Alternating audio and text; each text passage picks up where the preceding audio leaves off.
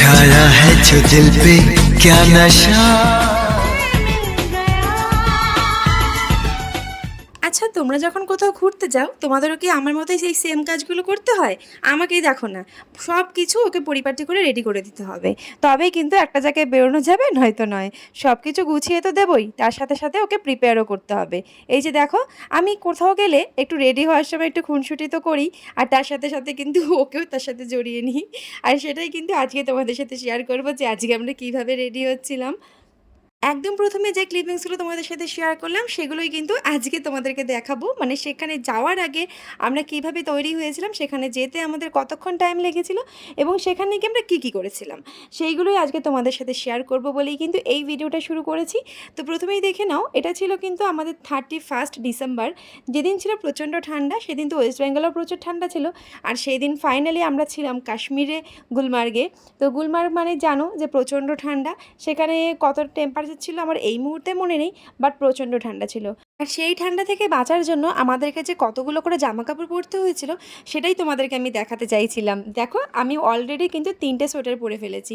এবার যতই ঠান্ডা থাকুক না কেন, যেহেতু আমাদের এতগুলো করে জামা কাপড় পরার অভ্যেস নেই, সেই জন্য খুব কষ্ট হচ্ছিলো। মনে হচ্ছে গায়ের ওপর কতগুলো বোঝা চাপানো হচ্ছে।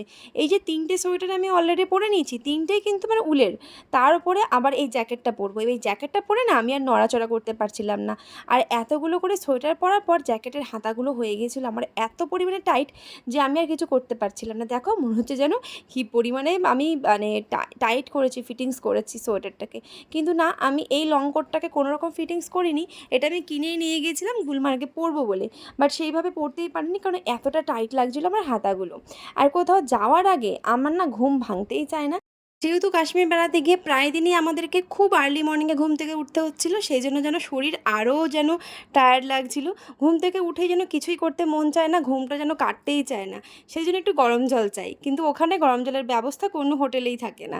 সেই জন্য আমরা ইলেকট্রিক কেটেলটা ক্যারি করেছিলাম, আর ইলেকট্রিক কেটেলেই কিন্তু ও আমাকে প্রায় দিনই জল গরম করে দিচ্ছিল।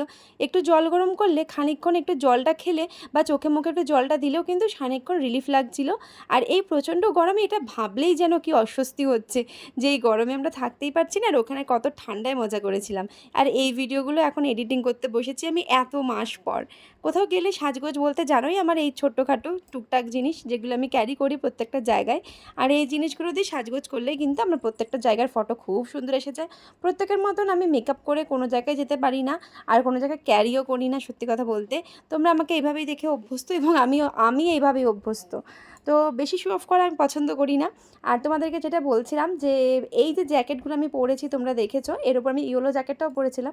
গুলমার্গে যাওয়ার পর যেখান থেকে আমরা রেন্টে নিয়েছিলাম গামবুট আর সোয়েটার, সেখানেও আমাকে একটা জ্যাকেট নিতে হয়েছিল, লং কোট।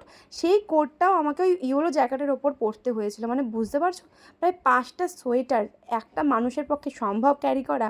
কিন্তু সেখানে সেরকমভাবে কোনো কষ্ট হচ্ছিল না, কারণ এত স্নোফল আর এত ঠান্ডা ছিল যে ওটার কোনো ফিলই হয়নি।